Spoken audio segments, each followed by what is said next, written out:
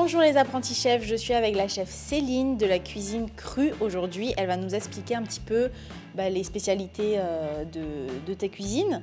Tu peux nous en dire plus sur la cuisine? Alors effectivement, je pense que ça mérite une petite explication parce qu'on n'a pas l'habitude de faire de la cuisine tous les jours en général dans les familles. C'est quelque chose qui est travaillé qu'à partir d'éléments crus et végétaux. On utilise les végétaux de saison essentiellement.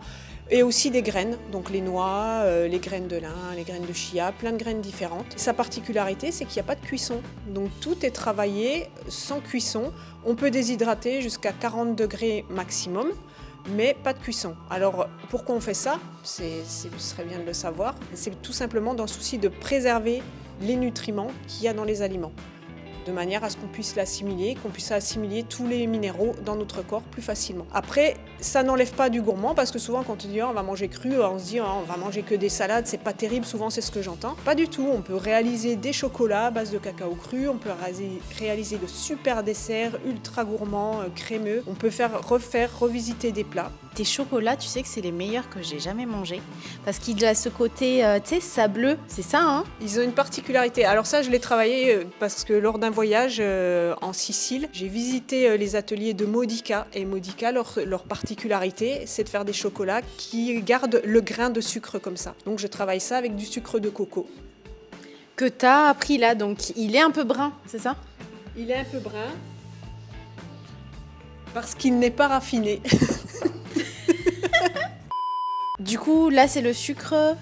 Le sucre de coco, donc ça c'est ce que j'utilise beaucoup dans les chocolats. C'est un sucre qui a la particularité d'avoir un indice glycémique plus faible et il n'est pas transformé. Et ensuite, pour les chocolats, il me semble que ça c'est le beurre de... On utilise le beurre de cacao, donc le beurre de cacao très simple à travailler, hein, ils font au bain-marie, donc voilà, après il suffit d'ajouter du cacao cru, un sucrant et on peut obtenir de délicieux chocolats. Au niveau des plats, tu fais entrée, plat, dessert, tout cru. On peut faire entrée, plat, dessert, tout cru. Après, la cuisine, on ne mange pas cru forcément comme on mange la cuisine traditionnelle. C'est-à-dire qu'on mange souvent en buffet quand on mange en cuisine. C'est pas forcément entrée, plat, dessert, mais on peut vraiment parfaitement le décliner comme ça. Donc au niveau des desserts, tu fais à base de chia, tu fais du chocolat, tu fais des tartes aussi, il me semble. La tarte poire chocolat que tu vas faire en atelier la saison prochaine. Voilà, exactement. Donc si ça vous tente de découvrir ce type de cuisine, alors aussi,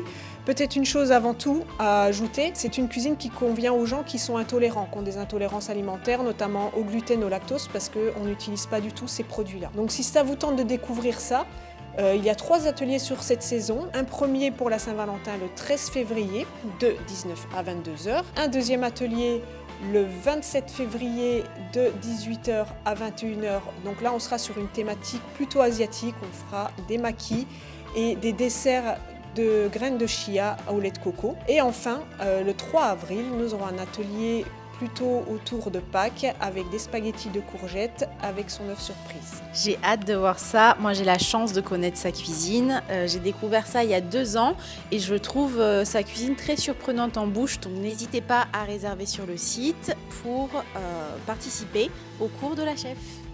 Merci, chef. Merci.